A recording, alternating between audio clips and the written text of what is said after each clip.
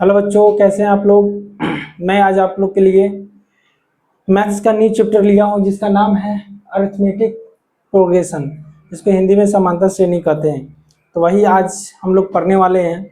इससे पहले मैं 3 चैप्टर का वीडियो बना चुका हूं। जो पहला में पोलिनोमियल्स पढ़े हैं, बहुपद। दूसरा नंबर में लीनियर इक्वेशन टू वेरिएबल, जिसको हम लोग दो चर वाले रैखिक समीकरण कहते हैं। और थर्ड नंबर चैप्टर जो पढ़े थे उसका नाम है कोऑर्डिनेट ज्योमेट्री, जिसको हिंदी में हम लोग नियामक ज्यामिति कहते हैं। तो ये तीनों मैथ्स का चैप्टर हम लोग कंप्लीट कर चुके हैं। अगर आप वीडियो को नहीं देखे हैं तो जाकर आप वीडियो को देखें। बहुत इजी कंसेप्ट में सारे चैप्टर को मैंने बताया है, एक बार उसको देखें। और कोई भी अगर प्रॉब्लम हो तो आप कमेंट बॉक्स में अपने प्रॉब्लम को बोले तो मैं उसका सलूशन बताऊंगा। तो आज हम लोग अरिथमेटिक प्रोग्रेशन को देखेंगे और आप अपने कॉपी और पेन को लेकर बैठें, क्योंकि मैं इसमें जितना कंसेप्ट बताऊंगा वो आपने कॉपी और पेन कॉपी में लिखेंगे। ठीक है, देखते हैं। देखिए, समांतर श्रेणी क्या होता है। सबसे पहली बात ये समझना है कि समांतर श्रेणी होता क्या है। देखिए, समांतर श्रेणी जैसे यहाँ पे आप ध्यान से देखते चलिएगा। एक एग्जाम्पल से आपको समझाते लेते हैं। जैसे देखिए, समांतर श्रेणी बोलते कि इसको पहले ये देखिए, वैसा सीरीज होना चाहिए, वैसा श्रेणी होना चाहिए जिसमें का कॉमन डिफरेंस मतलब सार्व अंतर एक बराबर होना चाहिए। जैसे हम समझाते हैं, देखिए यहाँ जैसे यहाँ पे हम 3 लिए, फिर 3 के बाद 5 लिए, 5 के बाद 7 लिए, फिर यहाँ 9 लिए, फिर 11 लिए, फिर 13 लिए, डॉट डॉट करते चले गए। ये नंबर बहुत मतलब इसका अंत नहीं है, ये नंबर जाते रहेगा। तो आप लोग इसमें एक नोटिस करिए कि एक नंबर ऐसा है जो इसको इसमें देखिए, इसमें जोड़ने पर 2 आया, तो सेम नंबर इसमें भी अगला टर्म में जाने के लिए हमको क्या ऐड करना होगा, 2। फिर इससे इसमें जाने के लिए क्या करना होगा, 2। फिर इससे इसमें जाने के लिए क्या करना होगा, 2 ऐड करना पड़ रहा है, 2। तो आप एक चीज देख रहे हैं कि एक नंबर से दूसरे नंबर में जाने के लिए हमको एक कांस्टेंट नंबर को ऐड करना पड़ रहा है, और फिर इसी नंबर से फिर इस नंबर में आने के लिए फिर वही नंबर को ऐड करना पड़ रहा है। फिर 7 से 9 जाने के लिए फिर 2 ऐड करना पड़ रहा है। फिर 9 से 11 2 ऐड करना पड़ रहा है। फिर 11 से 13 2 ऐड करना पड़ रहा है। तो आप देख रहे हैं कि इसके बीच का जो कॉमन डिफरेंस है सबका क्या है, इक्वल है। एक और एग्जांपल लेते हैं यहाँ पे। जैसे देखिए 9 7 5 3 2 सॉरी 1, और उसके बाद 1 के बाद यहाँ पे -1 डॉट डॉट डॉट। तो हम इसमें भी देखना है आपको कि क्या एक श्रेणी में है। तो कोई भी सीक्वेंस को श्रेणी में मतलब वो जानने के लिए कि वो समांतर श्रेणी में है कि नहीं है, तो इसके लिए हम कॉमन डिफरेंस निकालते हैं। तो देखिए 9 से 7 हुआ है तो इसमें क्या हुआ होगा, -2, इसमें +2 हो रहा था सब में।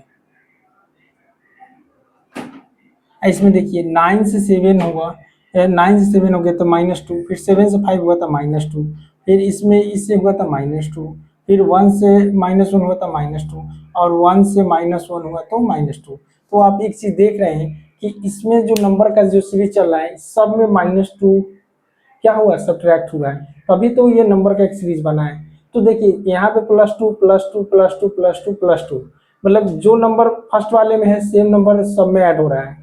इसमें -2 अगर फर्स्ट वाले में तो सब में -2 हो रहा है, तो इसी को हम लोग बोलते हैं कॉमन डिफरेंस। कॉमन डिफरेंस का मतलब ये होता है सार्व अंतर, जिसमें सब में एक बराबर नंबर से ऐड हो रहा है तो ऐड करेंगे, अगर सब्ट्रैक्ट हो रहा है तो सब्ट्रैक्ट करेंगे, मतलब सब में इक्वल होना चाहिए। ठीक है, तो इसको हम लोग क्या कहते हैं, अरिथमेटिक प्रोग्रेशन। शॉर्ट में इसको हम लोग एपी कहते हैं, एपी एपी। ठीक है, तो ये एपी में है। फिर अब हम लोग आगे चलते हैं, समझते हैं और बात। देखिए आप एक और बात समझिए, जैसे 3 5 7 9 11 13 डॉट डॉट डॉट, ये जो नंबर लिखे थे, तो इस नंबर को लिखने के लिए देखिए ये इसमें से 2 ऐड हुआ, इसमें 2 ऐड हुआ, इसमें 2 ऐड हुआ, 2 ऐड हुआ, तो इसका ना एक सीरीज होता है, इसको हम लोग बोलेंगे क्या, सो हम समझाते हैं। देखिए इसको आपको बोलना है A1। देखिए टर्म नंबर 1 तो A1, ये A2, ये A3, ये A4, ये A5, ये A6 और डॉट डॉट करके कहाँ तक चला जाएगा, ये AN तक। कहाँ तक जाएगा, AN तक। मतलब टर्म वन का मतलब A1 A2 A3 A4 A5 A6 और कहाँ तक चला गया, AN तक। तो अगर आपसे कोई पूछे कि इसका जनरल फॉर्म क्या होता है, जनरल फॉर्म, तो जनरल फॉर्म हमारा होता है, हम लिख देते जैसे अगर मान लीजिए कि यहाँ पे A1 है, यहाँ पे A2 है, यहाँ A3 है, यहाँ पे A4 है, यहाँ पे A5 है, यहाँ पे A6 है और डॉट डॉट करके AN तक चला गया है, तो इसका जनरल फॉर्म जो होता है, ये तो हमारा स्टैंडर्ड फॉर्म हुआ, जनरल फॉर्म यहाँ लिखते हैं, यहाँ पे जनरल फॉर्म वो होता है हमारा A1 का A, इसका होता है A+D, इसका होता है A+2D,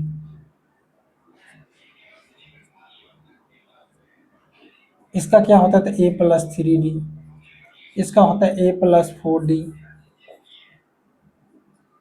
और इसका क्या होता है, तो इसका होता है A+5D और इसका क्या होगा, तो इसका होगा हमारा A प्लस में N-1 इंटू डी, ये होगा जनरल फॉर्म।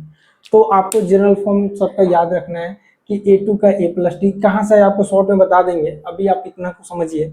अब देखिए, अगर आपसे कोई पूछे कि जैसे यहाँ पे कॉमन डिफरेंस जैसे 3 से 5 हुआ, 5 से तो 2, हम कॉमन डिफरेंस निकालते कैसे हैं, तो देखिए कॉमन कॉमन डिफरेंस जिसको हम लोग बोलते हैं सार्व अंतर, सार्व अंतर, हिंदी में इसको सर्व अंतर कहते हैं, ठीक है। ये निकालने के लिए ना आपको कुछ नहीं करना है, देखिए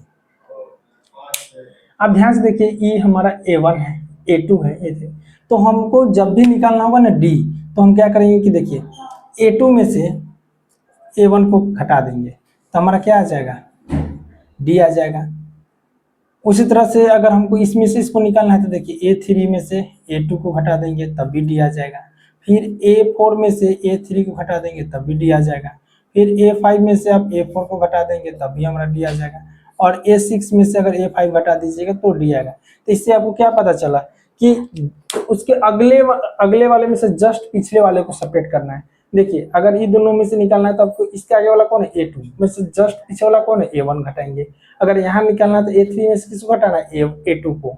इसमें इसका निकालना है तो A4 में से A3 घटा देंगे तो हमारा डी आ जाएगा। इसका हम प्रूव करके दिखाते हैं आपको, देखिए यहाँ पे जैसे ये क्वेश्चन था, तो देखिए हमारा A2 कितना है, 5 अब माइनस में, और A1 कितना है हमारा 3, तो देखिए 2 आ रहा है।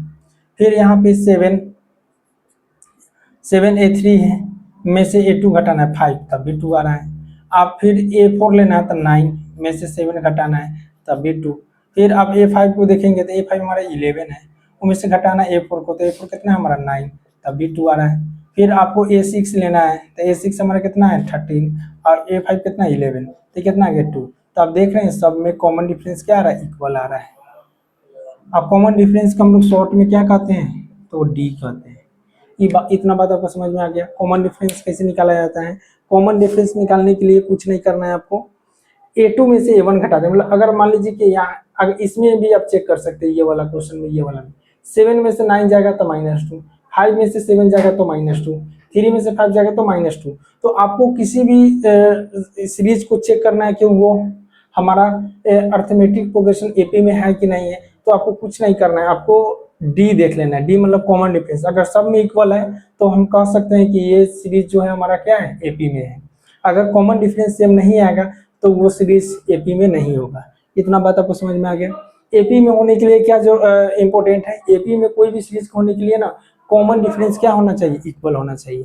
ठीक है, तो हम एक दो क्वेश्चन लेते हैं और उसके बाद आपको समझाते हैं कि कौन आपको सीरीज एपी में है कौन नहीं है, ये चीज आपको चेक करके बताना है। तो इसको आप कॉपी में इसको लिख लीजिए और कॉपी में लिखने के बाद हम इसको इरेज करते हैं, फिर हम लोग आगे चलते हैं। तो आपको समझ में आएगा क्वेश्चन से कि हमको वो कोई भी सीरीज दिया रहेगा तो उसको हम कैसे फाइंड करेंगे कि वो सीरीज में है कि नहीं है। तो इसको इरेज करते हैं। फिर देखिए आपके लिए मैंने क्वेश्चन ले लिया है, इसमें आपको बताना है कि कौन सा सीरीज एपी में है कौन एपी में नहीं है।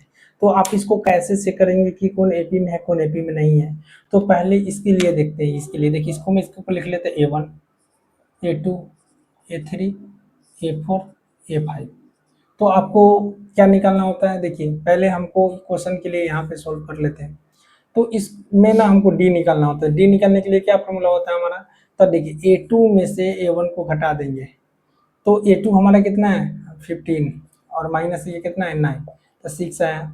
फिर इसके लिए फिर निकालना होगा तो A3 माइनस A2 करना होगा, तो ये कितना है 21 माइनस 15, तो ये भी 6 आया। फिर हमारा A4 में से घटाना होगा A3 को, तो 28 माइनस 21, तो आप देखेंगे कि यहाँ पे कितना है 21 और ये 7 आ गया।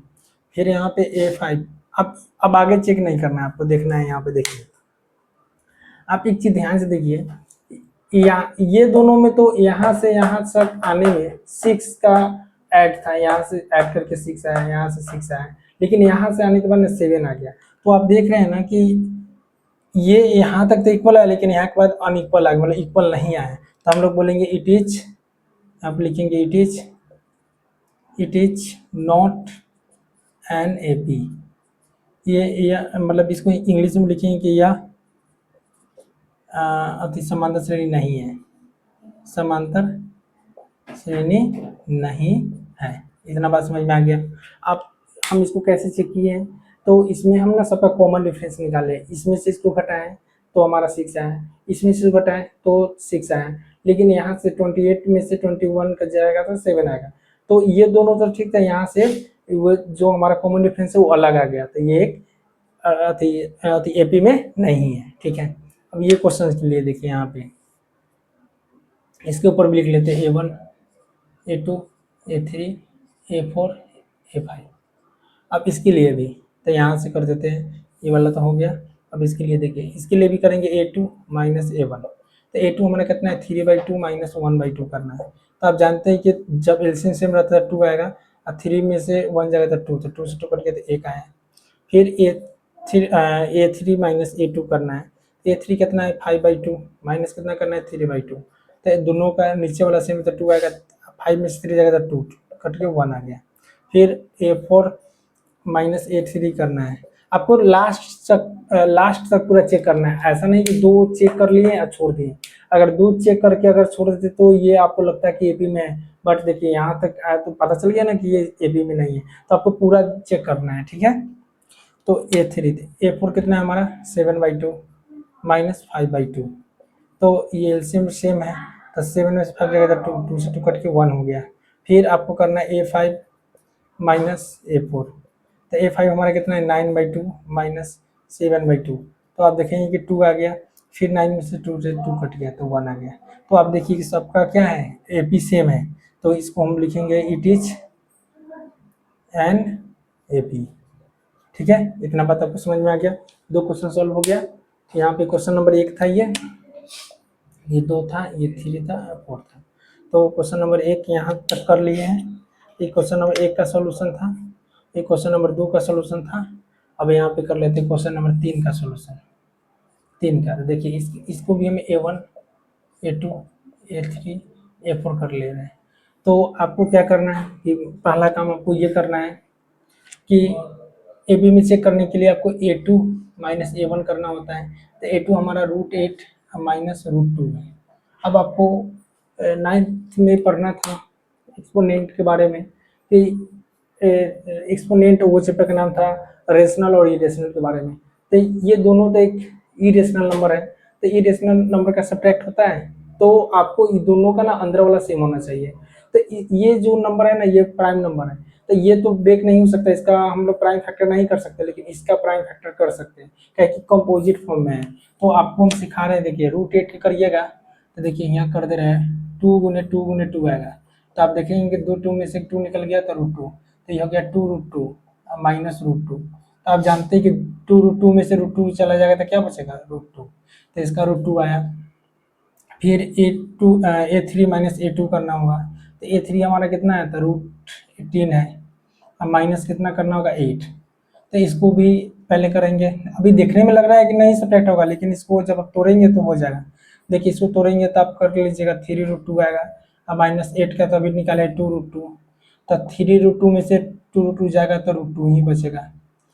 और उसके बाद A4 माइनस A3 करेंगे, तो A4 हमारा कितना है, तो A4 हमारा है √32 माइनस √18, तो √32 के करेंगे तो 4√2 आता है, अब कर लेंगे इधर ऐसे, 5 2 आएगा,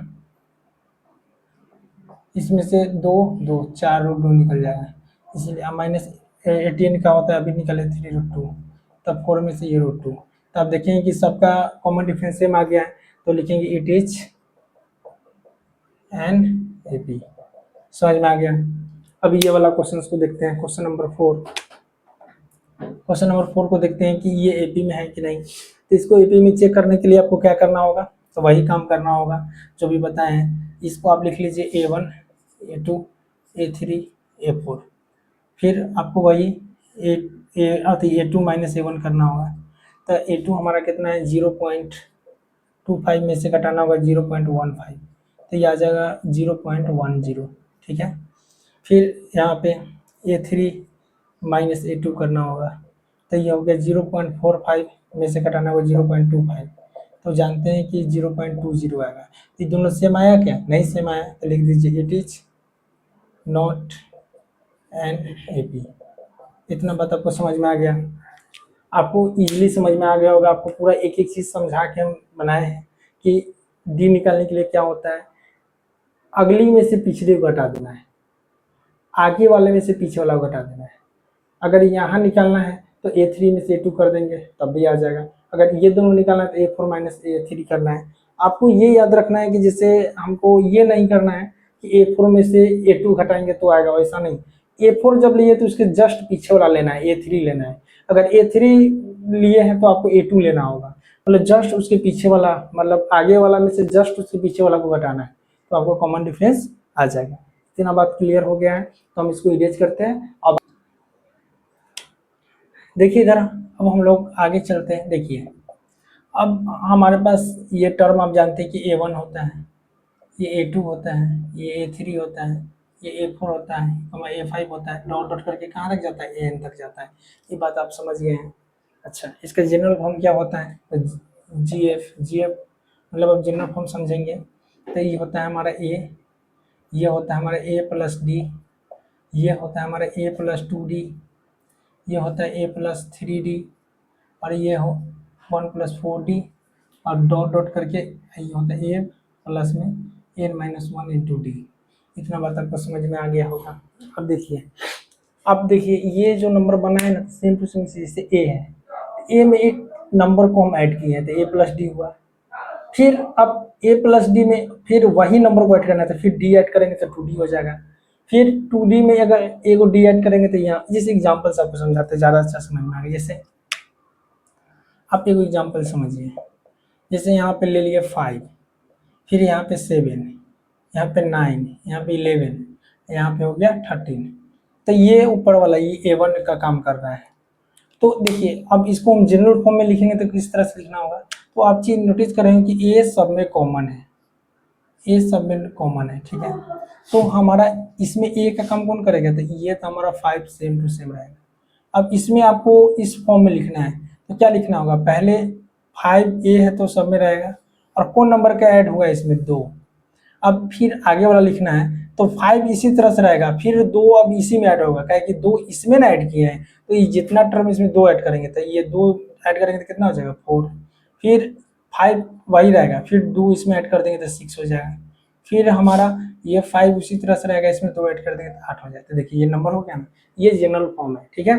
अब ये नंबर, अब इसके बारे में हम कुछ समझते हैं कि जैसे जैसे देखिए 5 7 9 11 13, अब जो बताने जा रहे हैं वो बहुत इंपॉर्टेंट है, यहाँ डॉट डॉट करके हम कोई नंबर लिख दे रहे हैं, ठीक है। मान लीजिए ना कि अब जैसे ये वाला नंबर को यहाँ पे उठा लें, यहाँ से ले लें, ये वाला सा देखिए यहाँ पे, अब देखिए जो फर्स्ट में रहता है, जो फर्स्ट नंबर होता है, इसको बोलते हैं ये वाला को फर्स्ट नंबर। तो फर्स्ट नंबर को हम लोग क्या कहते हैं, देखिए इसको लिख देते हैं first, FIRST, first number. First number को हम लोग हिंदी में कहते हैं प्रथम पद, प्रथम पद। इसको हम लोग कैसे डिनोट करते हैं, तो ए से, याद रखना है, ठीक है। अच्छा, कॉमन डिफरेंस, कॉमन डिफरेंस, इसको शॉर्ट में क्या कहेंगे हम लोग, डी कहेंगे। क्या कहेंगे, डी। कॉमन डिफरेंस को यहाँ लिख देते हैं, कैसे डिनोट करना है, डी से, जिसको हम लोग सार्व अंतर कहते हैं, सार्व अंतर, ठीक है। अब हमारा एक होता है number of term. Number of term क्या होता है, इसे देखिए 1 2 3 4 5, क्या टर्म है, 5 टर्म। देखिए 1 टर्म, 2 टर्म, 3 टर्म, 3 4 5 5 टर्म। तो ये इसको बोलते हैं नंबर ऑफ टर्म। ये डिनोट करवा रहे हैं क्योंकि इसका यूज करेंगे हम लोग। नंबर ऑफ टर्म को कहते हैं एन। तो इसको हम बोलते हैं पदों की संख्या, पदों की संख्या, याद रखना है आपको। अब एक और चीज होता है जिसको हम लोग बोलते हैं लास्ट टर्म। लास्ट टर्म, इसको हम लोग ना एन से डिनोट करते हैं, ठीक है। ये हमारा होता है अंतिम पद, अंतिम पद। इतना को आप अपने कॉपी में अच्छे से लिख लेंगे। प्रथम पद को हम लोग ए कहेंगे। कॉमन डिफरेंस निकालने का तरीका बता दिए आपको, आगे में से पीछे कटाएंगे तो डी आ जाएगा। पदों की संख्या जिसको नंबर ऑफ टर्म कहते हैं, इसको एन से डिनोट करते हैं, और लास्ट टर्म को एन से कहते हैं। समझ में आ गया। तो अगर हम एक एग्जांपल इसमें लिख देते हैं, आपसे पूछें, से क्वेश्चन लिख दिए यहाँ पे लिख दिए 11, यहाँ पे 11 के बाद 15, फिर 19, फिर 23, फिर 27, 31, ये नंबर लिख दिए। ऑप्शन सब कुछ पूछेंगे। पहले पूछेंगे कि ए का मान बताइए कितना होगा, फिर ए के बाद डी पूछेंगे कितना होगा, फिर एन कितना होगा, फिर ए एन कितना है इसमें। ये इतना देख के आपको बताना है कि सबका वैल्यू बताना है कि इसमें ये सब में क्या चीज़ आएगा। तो आपको बताते हैं, देखिए फर्स्ट टर्म इसको कहते हैं, तो ये तो 11 हो गया। D common difference, common difference निकालने के लिए बोले हैं कि इसमें से इसको घटा दीजिए। तो आप 15 में से आप 11 को घटाएंगे तो कितना आ जाएगा, 4। तो ये आ गया। एन नंबर ऑफ टर्म आराम से मिल सकते हैं, 1 2 3 4 5 6, तो 6 हो गया। और ए एन लास्ट टर्म, इस पूरे टर्म में लास्ट कौन नंबर है, एन, तो ये 31 हो गया। तो आपको सब कुछ निकालने आ गया। कोई अगर सीरीज दिया रहेगा, पहले सीरीज को तो ये चेक करना है कि वो हमारा कॉमन सीरीज एपी में है कि नहीं। तो आप इसमें से सब्ट्रैक्ट करते हैं 4 आया, फिर इसमें से सब्ट्रैक्ट करेंगे तो 4 आएगा, इसमें से सब्ट्रैक्ट करेंगे तो 4 आएगा, 27 में से ये 23 जाएगा तो 4 आएगा, 31 में से 27 जाएगा तो 4 आएगा। तो इससे तो ये पता चलेगा कि एक एपी में है। और इसमें ए डी एन और एन क्या होता है, ए को बोलते हैं फर्स्ट टर्म, डी को बोलते हैं कॉमन डिफरेंस, एन को बोलते हैं नंबर ऑफ टर्म, और एन को बोलते हैं लास्ट टर्म। तो ये सारा चीज फर्स्ट टर्म को 11 हो गया, डी 4 हो गया, नंबर ऑफ टर्म पदों की संख्या 1 2 3 4 5 6 है, लिख दिए। और ए लास्ट टर्म कितना हमारा 31 लिख दिए। इतना बात क्लियर हो गया है। बहुत बेसिक से आपको बताएं, ये वाला को लिखिए और ये वाला एग्जाम्पल के लिए लिए हैं। आप इतना इरेज इतना कर रही है, उसके बाद हम कुछ क्वेश्चन देते हैं, आपको क्वेश्चन बनाना है, ठीक है। इसको इरेज कर दीजिए। ये क्वेश्चन देते हैं, जैसे अगर आपको ए मालूम हो, जैसे ए आपको दे दिया जाए 5 और डी दे दिया जाए आपको 2, कहा है कि आपको सीरीज बनाना है, एपी बनाना है, आप बना सकते हैं। तो एक बात याद रखिएगा, अगर आपको आपके पास फर्स्ट टर्म मतलब प्रथम पद और कॉमन डिफरेंस सार्वंतर 2, अगर ए और डी आपको पता है तो दुनिया की कोई भी सीरीज को आप आराम से लिख सकते हैं। तो देखिए ए 5 है तब फर्स्ट टर्म तब 5 हो गया। अब डी इसमें कांस्टेंट वैल्यू कौन है, 2, मतलब 2 इसमें क्या करना है, आगे बढ़ा के लिखना है 2, तो ये 7 हो गया। फिर अब इसमें 2 ऐड करके लिख देंगे 9, फिर 11, फिर 13, फिर 15, फिर 17, फिर 19, फिर 21, फिर 23, फिर 25, ऐसे करते करते करते ये बहुत सारे नंबर लिखा जाएगा। तो आपको एक बात समझ में आ गया कि ए और डी रहेगा आपके पास, तो आप कोई भी सीरीज को आराम से लिख सकते हैं। एक और क्वेश्चन यहाँ ले लेते हैं आपके लिए। ए ये दे दिया आपको 1.25 और डी आपको दे दिए हम यहाँ पे 10 नहीं 0.05। अब आपको इसमें क्या करना है कि आपको एपी लिखना है। तो आप किस तरह से लिखेंगे, तो आपको एपी लिखने के लिए कुछ नहीं करना है। फर्स्ट टर्म हमारे पास है तो 1.25 लिख दिए। अब ये डी प्लस में तो ऐड करना है, देखिए यहाँ पे ध्यान रखना है, प्लस में रहेगा तो हमको प्लस करना है, अगर ये माइनस में रहता तो हमको माइनस करना पड़ता है। उसका भी एग्जाम्पल लेंगे। अब देखिए इसमें इतना ऐड करना था, आपको ऐड करने नहीं आ रहा है तो इस तरह से तो आप इधर कर लेंगे। आप अगर डेसिमल और फ्रैक्शन का वीडियो नहीं देखे तो जाके देख लीजिए, जिसमें हम ऐड बहुत ऐसे सिखाए हुए हैं। 0.05 यहाँ पे ये 0.31, तो ये हो गया 1.30। फिर इसमें अब ऐड करना है 0.5, तो ये हो जाएगा 1.35। फिर इसमें करना है तो 1.40, फिर इसमें करना है 0.5 5 तो 1.45, इसी तरह से लिखते चले जाएंगे। तो आपको समझ में आ गया कि एपी किस तरह से लिखना है। एक और क्वेश्चन लेते हैं ताकि आपको और क्लियर हो जाएगा। देखिए, अगर क्वेश्चन में आपको ए बराबर आपको दे दिया 9 और डी बराबर दे दिया आपको -3, तो आपको फाइंड करने के लिए कहा है कि आप एपी फाइंड करिए, आप एपी लिखना है। तो आपको ये याद रखना है यहाँ पे एपी लिखने के लिए कि देखिए इसमें ए हमारे पास 9 है, ये तो फर्स्ट हो गया। अब इसमें ना अगले के टर्म लिखने के लिए माइनस करना है, ये माइनस बताता है कि इसमें माइनस करना है कितना 3 माइनस करेंगे तो कितना हो जाएगा, तो ये हो जाएगा 6, फिर 3 ऐड करेंगे तो 3, फिर ये 0। अब क्या होगा, अब इसमें 0 में से ना -3 कम करना था -3, फिर -3 में से -3 कम करना है तो -6। अब इसको लिखेंगे कैसे, देखिए -3 में से कम कितना करना है, मतलब अगला का ऐड कितना करना है -3, तो -3 तो -6 हो गया। उसी तरह से -9 डॉट डॉट करके ये नंबर को हम लोग लिख देंगे। बात समझ में आ गया। तो आपको ए भी फाइंड करने आ गया। अगर ए पता रहे डी पता रहे तो आप कोई भी सीरीज को आराम से लिख सकते हैं। जैसे अब क्वेश्चन का टाइप थोड़ा चेंज होगा, जैसे देखिए 3 5 7 9 11 डॉट डॉट कर दिया, और उसके बाद डॉट डॉट करने के बाद ना आपको कुछ नंबर दे, जैसे आपको बोला है कि 10 टर्म फाइंड करें, 10th, फिर आपसे पूछ देगा कि 20 टर्म, फिर यहाँ पे 80 टर्म, कुछ भी आपसे निकालने के लिए कहते हैं। कहने का मतलब ये क्वेश्चन क्या हुआ कि देखिए जैसे A1 है, A2 है, A3, A4, A5, तो इसको बोलेंगे सेकेंड टर्म, इसको थर्ड टर्म, इसको फोर्थ टर्म, इसको 5 टर्म। तो उसी तरह से देखिए 5 टर्म यहाँ पे इतना हो गया, तो यही नंबर 10 टर्म पे कौन सा नंबर होगा, 20 टर्म पे कौन सा होगा, और 80 टर्म पर कौन सा नंबर होगा, ये पूछ रहा है आपसे। तो आपको हम एक चीज़ बताते हैं, देखिए इधर आपको हम ये जनरल फॉर्म लिखते हैं, ए एन बराबर होता है हमारा, ए एन लास्ट टर्म बराबर फॉर्मूला होता है A plus N minus 1 into D. ये बात आपको लिख के यहाँ पे लिख देते हैं वेयर करके, आप कॉपी में लिख लेंगे वेयर। ए एन को क्या कहते हैं, तो लास्ट टर्म कहते हैं, अंतिम पद, अंतिम पद, ठीक है। अगर आपसे कोई पूछे कि ए को क्या कहते हैं तो इसको बोलते हैं फर्स्ट टर्म, फर्स्ट टर्म, इसको हम लोग बोलते हैं प्रथम पद। अच्छा, आपसे कोई पूछे कि एन को क्या कहते हैं तो इसको बोलते हैं number of term, number of term. इसको हिंदी में क्या बोलते हैं, पदों की संख्या, पदों की संख्या, ठीक है। और लास्ट केस डी, डी को क्या बोलते हैं, इसको कॉमन डिफरेंस बोलते हैं, कॉमन डिफरेंस। इसको शॉर्ट में भले हिंदी में क्या बोलते हैं, तो सर्वांतर, सर्व अंतर। देखिए हिंदी में सर्वांतर या करके लिए पदांतर भी बोलते हैं, पदांतर।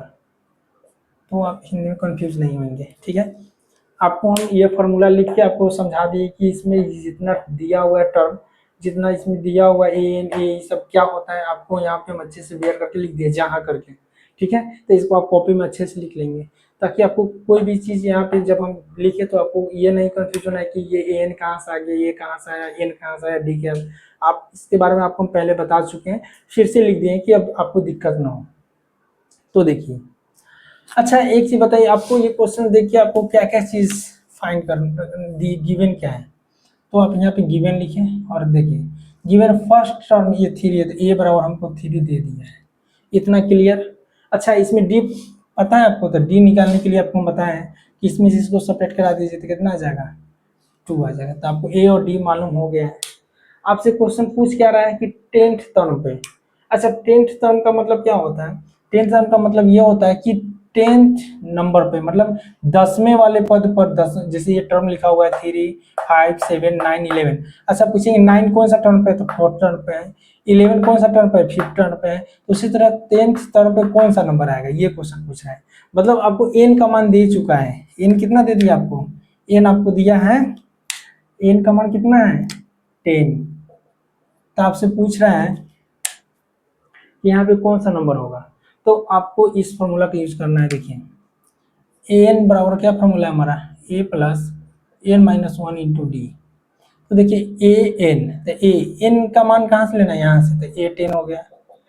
ए हमारा कितना है, तो 3 है, एन का मान कितना है, तो 10 ही है। -1 है, डी की वैल्यू कितना है 2, तो ये हो गया 3, ये 9 इंटू 2, तो ये हो गया 3 या प्लस 18 और 21, ये हमारा आंसर हो गया। मतलब 10th वाले नंबर पर कौन सा आएगा 21 आएगा। इतना क्लियर हो गया। अगर आपसे कोई पूछेगा अगले यही क्वेश्चन में आपसे, अब आगे चल लेते हैं। देखिए अब 20 टर्म, तो ए आपको मालूम है 3, डी आपको मालूम है 2, अब एन कितना कितना टर्म पूछ रहा है 20 टर्म पे 20 लिख दिए। अब एन लगाएंगे फिर, तो ए एम डी कितना निकलना है 20, तो ए प्लस, ए का मान आपको मालूम है ऑलरेडी 3 प्लस एन का मान 20 -1 और डी का मान 2, तो ये हो गया 3 प्लस में 19 गुने 2, 3 प्लस 38, तो कितना हो गया 41 हो गया। अब देखिए इतना बड़ा नहीं करना है आपको, अब आपको हम एक चीज सिखाते हैं। देखिए याद रखिएगा, जैसे देखिए यहाँ पे एकदम बहुत अच्छे से लिख रहे हैं, आपको ध्यान से देखना। देखिए एन बराबर आप जानते हैं कि A plus N minus 1 into D होता है, ये बात आपको क्लियर है। आपसे पूछा था क्या A10, तो देखिए अगर ए एन बराबर इतना है तो A10 बराबर कितना होगा, आप कोई भी निकाल सकते हैं, तो ए ऐसी रहेगा। देखिए जो एन है ना ऊपर से एक कम करके डी लगाना है, तो 10 से एक कम कितना हो जाएगा 9D, ये लगाएंगे डायरेक्ट आंसर आ जाएगा। आपसे A15 कोई पूछेगा तो क्या करना है, ए प्लस इसमें से एक कम कर लिख देना है 14D। अगर आपसे पूछेगा A20 तो आपको ए प्लस कितना लगाना है 19D। अगर आपसे A25 कोई पूछेगा तो क्या लगाना है ए प्लस 24D। अगर आपसे ए कोई 30 पूछ ले तो क्या करना है ए प्लस एक कम करके 29D। ये बात आप समझ गए। तो आपसे एक क्वेश्चन और बचा हुआ है, कितना टर्म पूछ रहा है, देखिए 80 टर्म पूछ रहा है आपसे 80, तो किस तरह से निकालेंगे, तो ए आपसे 80 पूछ रहा है, तो ए80 निकालने कैसे लिखेंगे, ए और 80 में से 1 जाएगा तो कितना होता है 79 और डी लिख दिए। तो ए की वैल्यू आप यहाँ से उठा लीजिए 3 और 79 और डी की वैल्यू कितना है हमारा 2, तो ये हो गया 3 प्लस में इसमें से मल्टीप्लाई करेंगे तो 18 और ये 15, तो ये हो गया हमारा कितना 161, यही हमारा आंसर हो गया। तो आपको निकालने आ गया, आपको इसको कैसे यूज करना है। आपसे टीएच जहां लगल रहेगा आपको समझिए कि एन का मान दिया हुआ है, ये आपको एक बेस्ट कंसेप्ट बता रहे हैं। टीएच लगा हुआ है, आपसे ये पूछना चाह रहा है कि इसमें एन जब 10 टर्म पर कौन सा नंबर आने वाला है, मतलब एन का वैल्यू है, मतलब एन अगर 10 रहेगा तो 10वां नंबर पर कौन सा नंबर आएगा, 20 रहेगा तो 20वां नंबर पर कौन सा नंबर आएगा। टीएच लगा हुआ मतलब वो एन का वैल्यू दिया। अगर आपसे कोई ए 100 पूछता तो आप क्या लगाते, ए प्लस 99D, आराम से इजी कर लेते हैं। तो इतना आपको समझ में आ गया, तो इसको आप कॉपी में लिखे अच्छे से, उसके बाद इसको इरेज करके फिर आगे देखिए। आपके लिए मैं एक न्यू टाइप का क्वेश्चन लिया हूँ, अब वो क्वेश्चन का जस्ट उल्टा है। देखिए इस क्वेश्चन में आपसे क्या करना, क्या पूछना चाह रहा है, तो इस क्वेश्चन में आपसे ये पूछना चाह रहा है कि find the number of term, मतलब इसमें आपसे नंबर ऑफ टर्म पूछ रहा है। और नंबर ऑफ टर्म कैसे, देखिए जिससे एक बात बताते हैं आपको, एक इजी क्वेश्चन लेते हैं, इजी क्वेश्चन, इससे आपको समझाते ही समझ में आ जाएगा। देखिए इजी क्वेश्चन में क्या लिए, आप ध्यान से देखिए 3, 5, 7, 9, 11, आपके लिए हम 5 टर्म लिए हैं।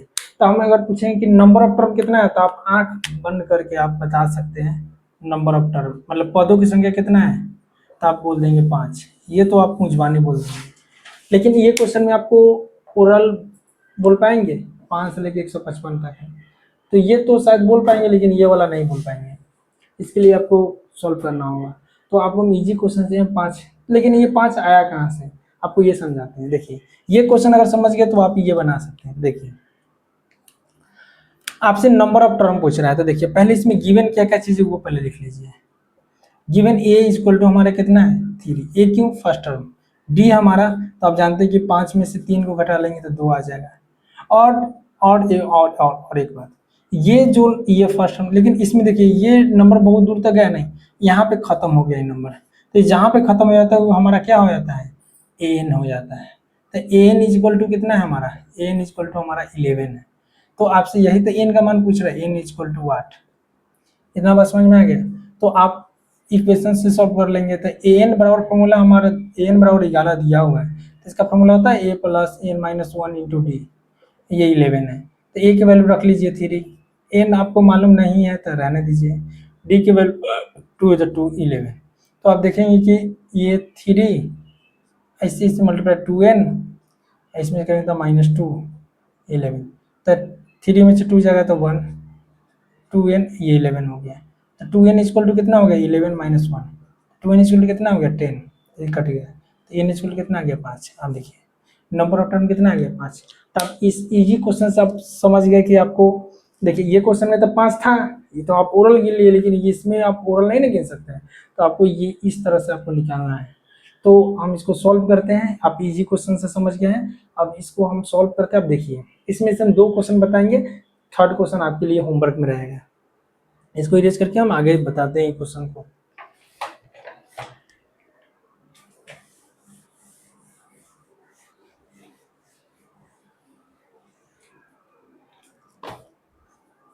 देखिए फर्स्ट क्वेश्चन, आपको इसमें देखिए गिवन क्या है, ए इक्वल टू कितना है 5, डी इक्वल टू कितना है, तब 5 में से 10 में से 5 जाएगा तब 5। और देखिए यहाँ तक पूरा जाते जाते यहाँ पे खत्म हो गया था, एन हमारा कितना हो गया 155। ठीक है, और निकालना क्या है आपको एन, ये आपको फाइंड करना है। तो आपको ये वाला टर्म से ना हमको सब कुछ निकल जाएगा। देखिए एन के लिए आपको फॉर्मूला लिख दिए थे, एन बराबर कितना दिया 155। इसके लिए फॉर्मूला आपको बताए हुए हैं कि A plus N minus 1 into D करना है, ये 155 है। ठीक है, अब ए के वैल्यू आप आराम से रख दीजिए, ए के वैल्यू हमारा कितना है 5, ये एन मालूम नहीं थे रहने देंगे, डी भी 5 ही है 155। अब देखेंगे यहाँ से कि 5 इसमें इससे गुना करवा देंगे तो 5n, ये हो जाएगा -5 155। तो ये से ये कैंसिल हो गया, तो हमारा 5n बराबर कितना हो गया 155। तो एन इक्वल टू कितना हो गया 155/5, तो इससे ही कट गया। एन इक्वल टू कितना हो गया 3131। यही हमारा क्या हो गया आंसर। मतलब ये कौन से टर्म पे आके 155 होता है, 31 टर्म पे। आप यहाँ से 31 टर्म निकालेंगे तो यही आ जाएगा। ठीक है, तो ये आपको समझ में आ गया। अभी ये क्वेश्चन बता देते हैं, यहाँ पे क्वेश्चन नंबर 1 था, आपको 2 नंबर यहाँ सॉल्व कर देते हैं। देखिए सब कुछ वही करना है, ए इक्वल टू आपको 21 है, डी निकालना है आपको। तो 11 में से 21 जाएगा, तो आप यहाँ पे 11 में से 21 करते तो माइनस का 10 आएगा। ठीक है, और लास्ट एन हमारा दिया हुआ है कितना है -69। ठीक है, आपको फाइंड क्या करना है, तो इसमें भी आपको एन फाइंड करना है। तो आपको एन के लिए फॉर्मूला आपको ये दिया हुआ है 69, इसका फॉर्मूला होता है A plus N minus 1 into D -69। ठीक है, तो ए के वैल्यू आप यहाँ से रख लीजिए 21।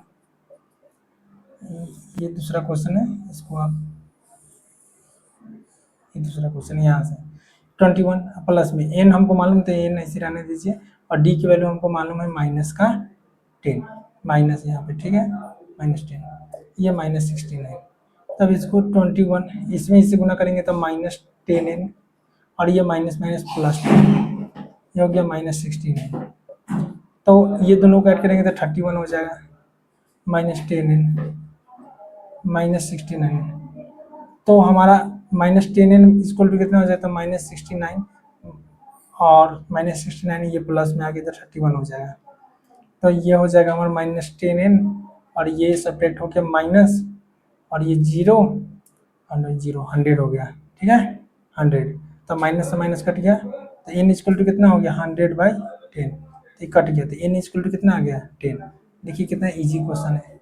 तो आपको इसमें क्वेश्चन 2 टाइप से पूछता है, एक आपसे टर्म देके पूछे, एक टर्म पे कौन सा टीएच लगा के देगा, तो आपको वो निकालना है। अगर नंबर ऑफ टर्म निकालना होगा तो आपको इसका यूज करना है।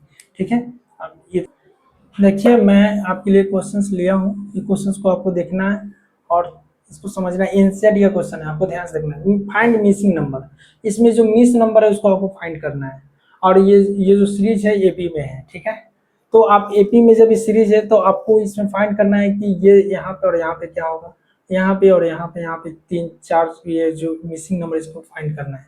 आप इसको किस तरह से फाइंड करेंगे, सो देखिए मैं इसको बता रहा हूँ। देखिए एक क्वेश्चन को बनाने के लिए सबसे इम्पोर्टेंट बात ये देखना है कि जैसे ये 8, ये और ये -2 दिया हुआ है, इसको आप इरेज भी कर सकते हैं, -2 दिया हुआ है। ठीक है, -2, तो आपको ये फाइंड करना है। तो देखिए एक क्वेश्चन में आपको ये देखना है जो गिवन है पहले उस पर ध्यान देना है। तो देखिए आप इसको कह सकते हैं A1, इसको कह सकते हैं A2, इसको A3 और ये A4। इतना बात आपको पता हो गया। आपको गिवन कौन कौन है, तो A2 पता है हमको और A4 पता है, तो आप A2 इक्वल टू कितना लिख लेंगे 8, और इधर आप A4 इक्वल टू कितना लिख लेंगे -2। तो आप जानते हैं कि A2 को लिखने के लिए क्या पता है कि A प्लस और एक कम करके लिखना है तो D हो जाएगा। ये इक्वेशन नंबर 1। इसको तो A plus 3D equal to -2, equation number 2। अब इसके बाद आपको एलिमिनेशन मेथड लगा देना है। तो एलिमिनेशन मेथड लगाने के लिए देखिए A plus D equal to 8 है और ये A प्लस 3D है, -2 है। तो एलिमिनेशन मेथड में प्लस है तो ये माइनस करना होगा, माइनस करना होगा, प्लस करना होगा, तो इससे ये कट गया। अब इसको सब्ट्रैक्ट कर देंगे ना, ये चिन्ह का वैल्यू खत्म हो जाता है, तो इससे कट गया -2D, और ये दोनों जोड़ेंगे तो 10, तो इससे ही कट गया। तो डी इक्वल टू कितना आ गया -5।